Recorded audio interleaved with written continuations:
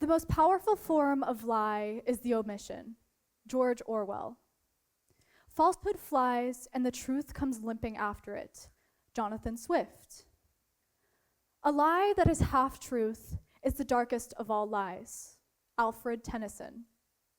While these three men that I've just quoted came long before the time of scrolling algorithms, large language models, and quick instant dopamine, their words still evoke powerful meaning in today's context. Critical thinking, defined as the act of thinking critically in order to solve problems, evaluate information, and discern biases, is the backbone of our knowledge. It's the fundamental of academic research. It supports valid, well-constructed argumentation, and heck, philosophy is a 3-course requirement for Cégep. My question following this is then, why are we so bad at it? Because we believe what we want to be true, right? Whether it be a controversial study on vaccination or some weird AI-generated video that your grandma just cannot seem to understand is false, we as humans are horrible at discerning the truth in a pool full of lies, especially when it comes to the internet. It's not all downhill from here, however, because there are solutions. But before I dive into that, it's important to understand where the crisis stems from, as well as its consequences. Critical thinking, the internet, and attention span are strongly linked. A 2022 study evaluated a sample of university students. They found that their critical thinking ability was strongly positively linked with social media usage, but strongly negatively linked to social media dependence. These findings illustrate the double-edged sword that is social media, that its usage gains and grants access to knowledge, but that its abuse can be detrimental to critical thinking. To understand this, we need to look at attention span.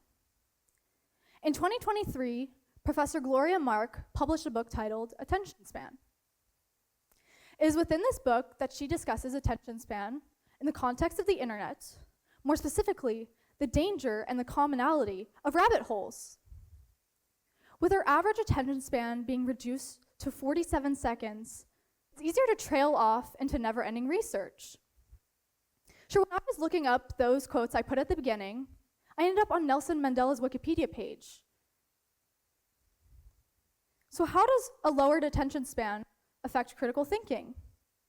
Well, a reduced time dedicated to a certain topic allocates less time to critical thinking, and we jump over that sweet spot. With the help of algorithms, we are pushed into echo chambers that confirm our biases. As a result, we engage in groupthink and hop onto the conveyor belt of whatever that echo chamber deems as the truth. So with all that in mind, what are the consequences? Media, more specifically, what we see in TV and movies. In her book, Professor Mark discusses various ways media shapes our attention. And one of those ways is by making every shot captivating. By using lighting, rapid shots, and quick movements, directors are able to bypass the decreasing average attention span by keeping you hooked onto the visuals. Another shocking discovery I made was the notion of the second screen.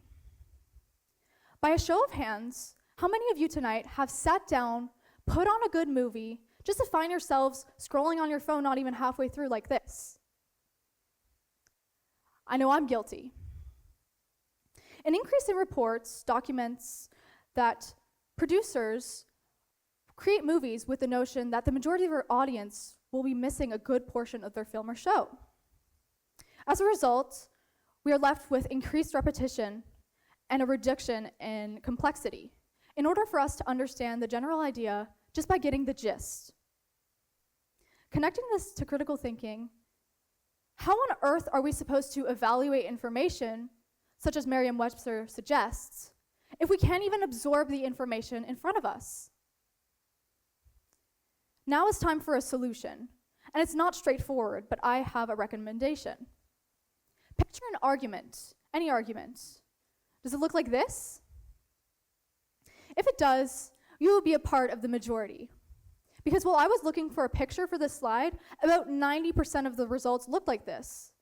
But an argument doesn't have to look like this. There's such thing as constructive disagreement, and it's very easy. By allowing a cordial exchange of ideas, constructive dialogue, and attentive listening to ensue, you would be engaging in constructive disagreement. But it doesn't have to be face-to-face with somebody else. It could be with a piece of writing, say an article. By breaking down arguments and stripping of your biases, you could engage in constructive disagreement with a piece of writing. Does this sound familiar? That's because constructive disagreement relies on critical thinking to take place. My goal with you tonight, ladies and gentlemen, is not to school you, but to educate you on the power each and every one of you has over the truth. And with that power comes the ability to unveil what is hidden behind the multi-billion-dollar marketing industry that is mass media corporations.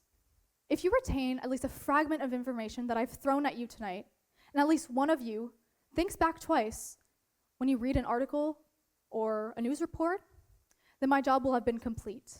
Thank you.